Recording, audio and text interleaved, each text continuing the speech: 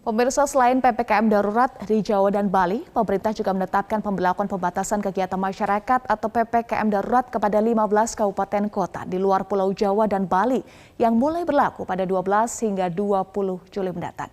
Kami hadirkan data dan faktanya untuk Anda. Berikut ini kami tampilkan daerah-daerah yang harus melakukan PPKM darurat mulai 12 Juli mendatang hingga 20 Juli pemirsa.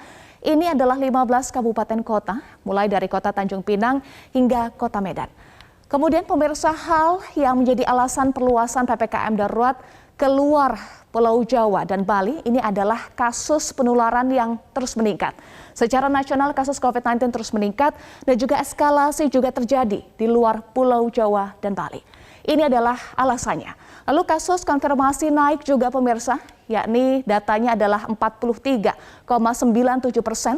Lalu kematian atau kasus kematian juga naik, yakni 56,43%. Kita bisa lihat bahwa kondisinya seperti di TPU Rorotan. Tadi informasinya kami sudah hadirkan, yakni kejadian di TPU Rorotan yang tidak henti-hentinya memakamkan orang. Lalu peningkatan status rawat inap, yakni 13,71%. Pemirsa, kasus aktif per 8 Juli 2021 adalah 359.455 kasus, di mana masih didominasi dari wilayah Jawa dan Bali, sedangkan untuk non-Jawa Bali adalah 23,02% kasus aktif. Kita bisa lihat juga, pemirsa, di sini bagaimana kenaikan kasus aktif di luar Jawa dan Bali sejak tanggal 27 Juni hingga 8 Juli 2021. Kita bisa lihat terjadi kenaikan yang signifikan. Kalau kita lihat datanya pada 27 Juni 2021 adalah 50.513, kemudian meningkat 67.891 dan naik lagi angkanya di angka 82.711. Ini adalah angka akumulasi dari seluruh kabupaten kota di luar Jawa dan Bali. Dan dalam grafik ini kita bisa lihat juga, pemirsa, bahwa terlihat daerah mana saja yang mengalami masalah kenaikan kasus dikaitkan juga dengan keterisian tempat tidur atau bed occupancy rate atau bed occupancy ratio. Tidak diduga juga di grafis ini kita bisa lihat di Papua Barat juga rumah sakit sudah terisi 79%. Kemudian daerah lain seperti Kalimantan Timur, Kalbar, Kepri, Sumbar dan juga Lampung terjadi kenaikan untuk bornya. Pemirsa, kita bisa lihat bahkan di Kalimantan Timur mencapai 80% untuk bed occupancy ratio. Dan di Lampung juga di angka 82%.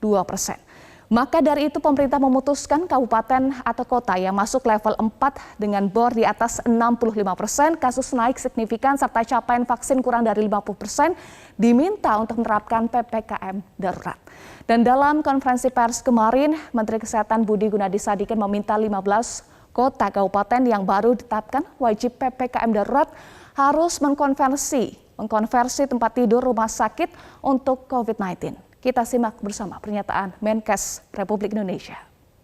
Pertama adalah satu, kita harus pastikan data city value PCR test itu masuk ke sistem Kementerian Kesehatan untuk masing-masing kabupaten kota agar kita bisa mengantisipasi potensi penyebaran Delta.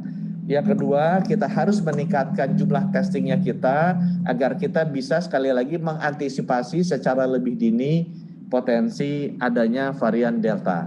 Dan yang ketiga, supaya kita lebih siap menghadapi adanya penyebaran mutasi Delta ini, rumah sakit kita diharapkan sejak sekarang sudah melakukan konversi dari tempat tidur biasa ke tempat tidur COVID.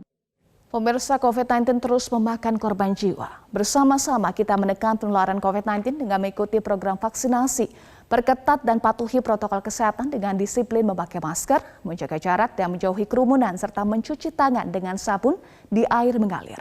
Mari melindungi diri kita dan keluarga yang kita sayangi. Didukung oleh